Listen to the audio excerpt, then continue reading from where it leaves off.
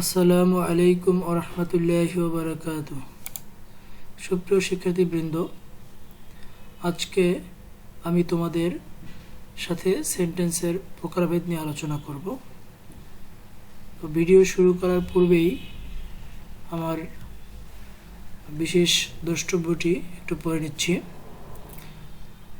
আমার ভিডিও ক্লাসগুলি মূলত বাস্তবতা ভিত্তিক ও গঠনমূলক, যা আমার ছাত্রছাত্রীদের সহজেই বোধগম্য হবে। আমি উৎপত্তি, বাস্তবতা ও গঠনের উপর ভিত্তি করে ধারাবাহিকভাবে পাঠ পরিকল্পনা অনুযায়ী শেখাই, ফলে শিক্ষার্থীরা মুখস্থ না করে মাথা খাটিয়ে বুঝতে সক্ষম হয়। লক্ষ্য করবে, আমি তোমাদের পাঠ পরিকল্পনার উপরে একটা অলরেডি ভিডিও তৈরি করেছি, যে আমরা কোনটার পরে কোনটা পড়াবো। তো যাই হোক, আজকে আমরা আলোচনা করব kinds of sentence, causes of learning, অর্থাৎ সেন্টেন্সের শ্রেণীবিভাগ এবং এটা কেন শিখব। Base of kinds of sentence, এই যে সেন্টেন্সের যে বিভাগগুলো করা হয়েছে এটার ভিত্তিটা কি, এবং এই শ্রেণীবিভাগগুলি কোত্থেকে এসছে, এই বিষয়গুলি আমরা এখানে আলোচনা করে থাকব। তো first of all, kinds of sentence, এই বাক্যগুলোকে কেন বিভাজন করা হয়েছে। তোমরা একটা জিনিস লক্ষ্য করলে দেখবে, কোনো একটা বিষয়কে সুষ্ঠুভাবে শেখার জন্য কিংবা পরিচালনা করার জন্য আমরা অনেক সময় ক্যাটাগরাইজ করে থাকি। যেমন আমরা স্পোর্টসের সময় পুরস্কার যাতে সবাই সঠিকভাবে পায়, এই জন্য আমরা উচ্চতা অনুযায়ী বিভাজন করে থাকি। আবার পড়াশোনাগুলিকে ক্লাস স্ট্যান্ডার্ড অনুযায়ী আমরা বিভাজন করে থাকি। তো যে কোনো ভাষাই বাক্য হচ্ছে মৌলিক একক, এই জন্য প্রত্যেক ভাষার বাক্যগুলিকে বিভিন্ন দৃষ্টিকোণ থেকে বিভাজন করা হয়েছে, ভাগ করা হয়েছে, যাতে ওই ভাষাটাকে রপ্ত করতে, আয়ত্ত করতে সুবিধা হয়। ওকে, তেমনি ইংরেজি সেন্টেন্সগুলিকেও বিভিন্ন দৃষ্টিকোণ থেকে ভাগ করা হয়েছে। যেমন মিনিং, অর্থাৎ অর্থ অনুযায়ী ভাগ করা হয়েছে, গঠন অনুযায়ী ভাগ করা হয়েছে, অ্যাডজেক্টিভভাবে বেজ করে ভাগ করা হয়েছে। আমরা এই যে এক একটা বিষয়কে যখন ভাগ করেছি, ফর এক্সাম্পল আমরা স্পোর্টসের সময় যখন ছেলেমেয়েদের উচ্চতা অনুযায়ী বিভাজন করি, তখন কিন্তু ক্লাসটাকে কোনো গুরুত্ব দিচ্ছি না। অর্থাৎ সে ষষ্ঠ শ্রেণীর হোক আর নবম শ্রেণীর হোক, উচ্চতা অনুযায়ী তাকে আমরা ক গ্রুপ, খ গ্রুপ, গ গ্রুপ এরকম ভাগ করছি। আবার যখন পড়াশুনোগুলিকে আমরা বা সিলেবাস বিতরণ করছি, তখন কিন্তু উচ্চতাকে আমি প্রাধান্য দিচ্ছি না, আমরা সম্পূর্ণ ক্লাস স্ট্যান্ডার্ডকে বিবেচনা করছি। তো এরকম বিভিন্ন দৃষ্টিকোণ থেকে বিভিন্নভাবে সেন্টেন্সকে ভাগ করা হয়েছে, এবং যখন আমরা একটা বিষয়কে স্ট্যান্ডার্ড ধরবো, তখন অন্যটা আমাদের কাছে মুখ্য না। অর্থাৎ আমি যখন মিনিংটাকে প্রাধান্য দেব, তখন গঠন আমার কাছে বিবেচ্য বিষয় না। আবার আমি গঠনটাকে যখন প্রাধান্য দেব, তখন মিনিং আমার বিবেচ্য বিষয় না। অর্থাৎ এক এক দৃষ্টিকোণ থেকে আমরা সেন্টেন্সগুলিকে এক এক ভাগে ভাগ করেছি। এবার লক্ষ্য করো, আমি বলছিলাম কেন আমরা শিখব। লক্ষ্য করো, আমরা সবাই কিন্তু পরীক্ষায় ভালো রেজাল্ট করতে চাই, তাই না? তো এই জন্য পরীক্ষার সাথে সবসময় আমরা লিঙ্ক খুঁজি, আসলে এটা শিখলে পরীক্ষায় কী লাভবান হব, কীভাবে লাভবান হব। তো তোমাদের পরীক্ষায় বা 6 থেকে 12 সব ক্লাসেই আছে ট্রান্সফরমেশন অর চেঞ্জিং সেন্টেন্স। লক্ষ্য করো, ট্রান্সফরমেশন কিন্তু বিভিন্ন কিছুর হয়। যেমন একটা কাকের ছবি আঁকা আছে, তোমাকে ওটাকে বললো ওটাকে তুমি কোকিল বানিয়ে ফেলো, অর্থাৎ ওটাকে কিন্তু তুমি রূপান্তর করে কোকিল বানিয়ে ফেলতে পারো। তেমনি ওয়ার্ডেরও ট্রান্সফরমেশন আছে, যেটাকে আমরা সাফিক্স প্রিফিক্স বলি। ওটাও কিন্তু একটা মূলত ওয়ার্ডের ট্রান্সফরমেশন। ওখানে আমরা এক পার্টস অফ স্পিচ থেকে ট্রান্সফর্ম করে অন্য পার্টস অফ স্পিচে রূপান্তর করে ফেলি সাফিক্স প্রিফিক্সের মাধ্যমে। তেমনি তোমাদের সিলেবাসে যে ট্রান্সফরমেশনটা দেওয়া হচ্ছে, সেটা সম্পূর্ণরূপে কিসের উপর বেস করে দেওয়া আছে? সেন্টেন্সের ট্রান্সফরমেশন। তো লক্ষ্য করে যে সেন্টেন্সটাকে আমরা ট্রান্সফর্ম করব, তার একটা নির্দিষ্ট ভিত্তি থাকবে। সেই ভিত্তির উপর বেস করে আমি বাক্যগুলিকে বিভিন্ন ভাগে ভাগ করব। সেই যে ভাগগুলি থাকবে, তার ভিতরে আমি একটা থেকে একটা রূপান্তর করতে পারবো। ফর এক্সাম্পল মানে উদাহরণস্বরূপ মনে করো তুমি অর্থ অনুযায়ী আমরা বাক্য 5 প্রকার আছে, এই 5 প্রকার বাক্যগুলিকে যদি আমরা আলাদা আলাদা রাখি তখন ইচ্ছা করলে অ্যাসার্টিভ সেন্টেন্সটাকে আমি রূপান্তর করে ট্রান্সফর্ম করে ইন্টিগ্রেটিভ করতে পারি, আবার অ্যাসার্টিভ সেন্টেন্সটাকে ট্রান্সফর্ম করে আমি এক্সক্লামেটরি করতে পারি। ক্লিয়ার? তখন কিন্তু মেজ হচ্ছে আমার এই যে আমি বেসমেন্টটা ধরলাম অর্থ অনুযায়ী যে 5 প্রকার আছে, এই 5 প্রকারের ভিতরে আমি এক প্রকার থেকে অন্য প্রকারে বাক্যগুলোকে আমি রূপান্তর করব।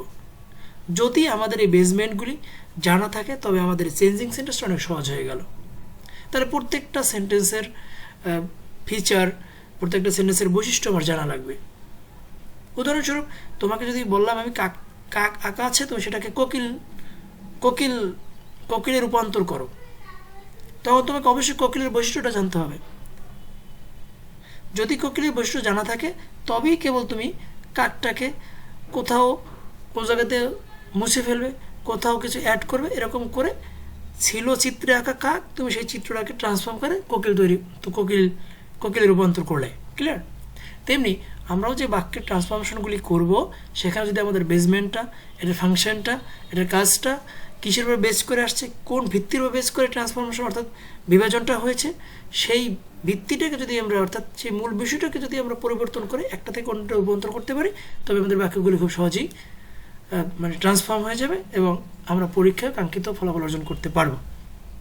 আর বাস্তব জীবনের কথা যদি তোমরা কল্পনা করো সেক্ষেত্রেও কিন্তু আমাদের কখনো একটা বাক্যকে প্রশ্ন আকারে বলতে হয়, কখনো একটা বাক্যকে বিবৃতিমূলক অর্থাৎ স্বাভাবিকভাবে অপিনিয়ন আকারে বলতে হয়, কখনো আদেশ আকারে বলতে হয়, হ্যাঁ, কখনো একটু এক্সাজারেট করে মানে এক্সক্লেম আকারে বলতে হয়।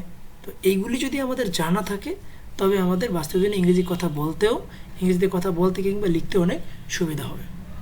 এজন্য আমি আজকে তোমাদের সাথে আলোচনা করব মানে যেটা তোমাদের জন্য পরীক্ষার জন্য উপকার হবে ট্রান্সফরমেশন হিসেবে, এবং আর মূলত সেন্টেন্সগুলি কোন কোন বেজের উপর ভিত্তি করে ভাগ করা হয়েছে এবং কী কী সেটা আমি আলোচনা করব। ফর এক্সাম্পল দেখো, অর্থ অনুযায়ী অ্যাকর্ডিং টু মিনিং, খেয়াল করো, অর্থ অনুযায়ী বাক্যকে 5 ভাগে ভাগ করা হয়েছে। কী কী? Assertive, interrogative, imperative, optative and exclamatory, এই 5টা ভাগে ভাগ করা হয়েছে। এই যে বিভাজনটা করা হয়েছে এক্ষেত্রে বাক্যের গঠনকে আমরা কোনো প্রাধান্য দিইনি, শুধুমাত্র এর অর্থটাকে বিবেচনা করে আমরা এই 5টা ভাগে ভাগ করেছি। এখন তোমাদের পরীক্ষা যদি ট্রান্সফরমেশন আসে এই 5টার ভিতরেই অর্থাৎ অ্যাসার্টিভ সেন্টেন্স দিয়ে তোমাকে বলবে না বাক্যটাকে তুমি করো, সুপারটিভ করো। ক্লিয়ার? এটা বলবে না কখনোই, কারণ অ্যাসার্টিভ বাক্যে অ্যাডজেক্টিভ নাও থাকতে পারে, অ্যাডজেক্টিভ ছাড়াও একটা অ্যাসার্টিভ বাক্য হয়, আর অ্যাডজেক্টিভ ছাড়া কোনোদিন একটা বাক্য সুপারটিভ হইতে পারে না। তুমি এটা খেয়াল করো। তার মানে যেটা বোঝাতে চাচ্ছি তোমাদের যে এই 5 প্রকার বাক্যের ভিতরে কেবল আমাদের রূপান্তর হবে, অর্থাৎ আমি যখন এই কাজগুলি করব তখন অন্য যে ক্যাটাগরিগুলো আছে সেগুলো আমরা বিবেচনা আনবো না, শুধু অর্থ অনুযায়ী যে 5 প্রকার আছে এইটাকে বিবেচনা করে আমি কাজটা করে এগিয়ে যাব। ওকে, তাহলে আমরা যখন এই বিভাজনগুলি অর্থাৎ এইগুলির ভিতরে যখন আমরা ট্রান্সফরমেশন করব তখন আমরা গুরুত্ব দেবো অবশ্যই অর্থটাকে। Clear? Next, based on structure অর্থাৎ গঠনের উপরে বেজ করে আমাদের ইংরেজিতে বাক্যগুলিকে 3 ভাগে ভাগ করা হয়েছে। সেটা কি কি? Simple, complex and compound. লক্ষ্য করবে এই যে ভাগটা করা হয়েছে এক্ষেত্রে কিন্তু আমরা অর্থকে মোটেই প্রাধান্য দিই নেই, এক্ষেত্রে আমরা সম্পূর্ণরূপে প্রাধান্য দিয়েছি কিসের? স্ট্রাকচারটা, গঠনটাকে। এখানে কয়টা ভার্ব আছে, কয়টা ক্লোজ আছে, এইসব বিষয়গুলোকে বিবেচনা করে আমরা এই বিভাজনটা করেছি। ক্লিয়ার? ওকে, তাহলে আমরা যখন পরীক্ষার ক্ষেত্রে পাবো সিম্পল, কমপ্লেক্স, কম্পাউন্ড, তখন আমরা এই 3টের ভিতরেই আমরা ট্রান্সফরমেশন করব, কারণ একটা বেজের উপর ভিত্তি করে আমরা ট্রান্সফর্ম করব, 2-3টা বেজকে ভিত্তি করে আমরা বিভাজন করব না। ক্লিয়ার? ফর এক্সাম্পল যদি তুমি আর একটু স্পষ্ট হতে চাও, আমরা যদি ক্লাস এবং উচ্চতা দুটোকে বেস করে আমরা ছাত্রদেরকে ক্যাটাগরাইজ করতে চাই তাহলে কিন্তু একটা ঝামেলা লেগে যাবে, তাই না? তেমনি আমরাও যখন বাক্যগুলিকে বিভাজন করব তখন যে কোনো একটা বেসকে ভিত্তি করে আমরা বিভাজনগুলো করতে থাকব। ক্লিয়ার? এবারে based on activeness of subject, যেটাকে আমরা বলি ভয়েস, মানে সাবজেক্টের সক্রিয়তা নিষ্ক্রিয়তার উপর বেস করে সেন্টেন্সকে 2 ভাগে ভাগ করা হয়েছে। কি? অ্যাক্টিভ এবং প্যাসিভ। এক্ষেত্রে অর্থাৎ সাবজেক্টটা যদি অ্যাক্টিভ হয় বাক্যটা অ্যাক্টিভ, সাবজেক্টটা যদি প্যাসিভ হয় বাক্যটা প্যাসিভ। অর্থাৎ এক্ষেত্রে আমরা ভয়েস না বলে আমরা অ্যাক্টিভ সেন্টেন্স, প্যাসিভ সেন্টেন্সও বলতে পারি। কিন্তু এক্ষেত্রে ভিত্তিটা কি? এক্ষেত্রে ভিত্তিটা হচ্ছে সম্পূর্ণরূপে সাবজেক্টের সক্রিয়তা এবং নিষ্ক্রিয়তা। তো তার একটু না বলি না, এই যে আমরা এগুলি যে পড়েছি অ্যাসার্টিভ, ইন্টিগ্রেটিভ, ইম্পারেটিভ, অপারেটিভ, এগুলো সম্বন্ধেও আমাদের বিস্তারিত আমরা তোমাদের বিশেষ করে জুম ক্লাসে আলোচনা করব, প্লাস এটা দিয়ে আমি তোমাদের নেক্সট ভিডিও তৈরি করব। তো আপাতত আমরা এখানে আমাদের মূল উদ্দেশ্য হচ্ছে সেন্টেন্সগুলো যে বিভাজন করা হয়েছে, ভাগ করা হয়েছে, শ্রেণী বিভাগ করা হয়েছে, এগুলি কোত্থেকে আসছে, এটার ভিত্তিটা এইটি আমার বোঝানোর মূল উদ্দেশ্য। এই জন্য আমি তোমাদের ভিত্তিগুলি এখানে বোঝানোর চেষ্টা করছি। তাহলে সাবজেক্টের সক্রিয়তা নিষ্ক্রিয়তা বেজ করে দু প্রকার, অ্যাক্টিভ এবং প্যাসিভ। এবারে কম্পারিজন অফ অ্যাডজেক্টিভ, দেখো এখানে সম্পূর্ণ অ্যাডজেক্টিভের উপর বেস করে ভাগটা করা হয়েছে এবং অ্যাডজেক্টিভের কি তুলনা। এখন যদি প্রশ্ন করে কিসের তুলনা, সেক্ষেত্রে আমরা আর একটু বুঝতে পারি সংখ্যার তুলনা, অর্থাৎ সংখ্যার তুলনা করে অ্যাডজেক্টিভের উপর বেস করে বাক্যকে তিন ভাগে ভাগ করা হয়েছে। কি কি? Positive, comparative, superlative. দেখো এক্ষেত্রে কিন্তু আমরা সাবজেক্ট, অবজেক্ট, ভার্ব এগুলিকে আমি বিবেচনা নিই। এই যে স্ট্রাকচার অনুযায়ী আর যে স্ট্রাকচার অনুযায়ী তিনটা যে ভাগ করেছিলাম, এক্ষেত্রে কিন্তু ভার্বের অনেক ভূমিকা ছিল। ভার্বের উপর বেস করে মানে ভার্বটাকে আমরা অনেক প্রাধান্য দিয়েছি।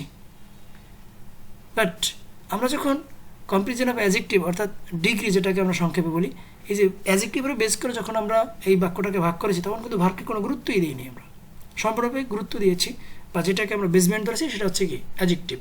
ক্লিয়ার? ওকে, তাহলে অ্যাডজেক্টিভের বেস করে আমরা সেন্টেন্সকে তিন ভাগে ভাগ করেছি, পজিটিভ, কম্পারেটিভ অ্যান্ড সুপারলেটিভ। এবার যেটাকে আমরা ন্যারেশন হিসেবে জানি, অর্থাৎ স্পিকারের উপরে বেস করে কথাটা বক্তা নিজে বলছে নাকি অন্য কেউ বলছে, অন্যের কথা বলছে। যদি সে নিজে কথা বলে তবে সেটা হবে ডিরেক্ট, আর যদি সে অন্যের কথা বলে তখন হবে ইনডিরেক্ট। অর্থাৎ বক্তার কথা বলার উপরে ভিত্তি করে আমরা বাক্যকে দুভাগে ভাগ করেছি, ডিরেক্ট অ্যান্ড ইনডিরেক্ট। ওকে, তার মানে বক্তা নিজে কথা বললে আমরা বলবো ডিরেক্ট সেন্টেন্স, বক্তা যদি অন্যের কথা বলে তখন আমরা বলবো কি ইনডিরেক্ট সেন্টেন্স। তো এগুলো আমি ন্যারেশন চ্যাপ্টারে আরও বিস্তারিত আলোচনা করব। জাস্ট আমি এই ভিডিওটায় বা এখানে তোমাদের যেটা বোঝাতে চেয়েছি, বাক্যগুলোকে কোন কোন দৃষ্টিকোণ থেকে ভাগ করা হয়েছে। ক্লিয়ার? তোমরা যদি পরীক্ষার কথা চিন্তা করো, সেক্ষেত্রে তোমাদের যে চারটা বিষয় আছে, 1 থেকে 4 আমি যে বেসগুলো বলেছি, ওইগুলির উপরে চেঞ্জিং সেন্টেন্স বা ট্রান্সফরমেশন আসে। আর এই যে ন্যারেশনের উপরে আলাদা করে দেওয়া হয় বিধে এটাকে তোমাদের ট্রান্সফরমেশনের ভিতরে দেওয়া হয় না, মূলত এটাও একটা ট্রান্সফরমেশন। ক্লিয়ার? তো ধন্যবাদ সকলকে। আশা করি তোমরা সকলে বাক্যের ভিত্তিটা অর্থাৎ শ্রেণীবিভাগগুলো কোষির উপরে বেজ করে করা হয়েছে এবং তোমাদের কী কাজে লাগবে এবং জানলে কি শুধু এটা তোমরা বুঝতে পেরেছ। কারণ আমরা যদি ভিত্তিটা বুঝতে পারি তাহলে আমরা বাক্যগুলোকে খুব সহজেই রূপান্তর করতে পারবো, আমরা বাস্তব জীবনে বাক্যগুলোকে খুব সহজেই পরিবর্তন করে আমরা কথা বলতে পারবো। Thanks for watching. Keep me in your prayer. Allah Hafiz.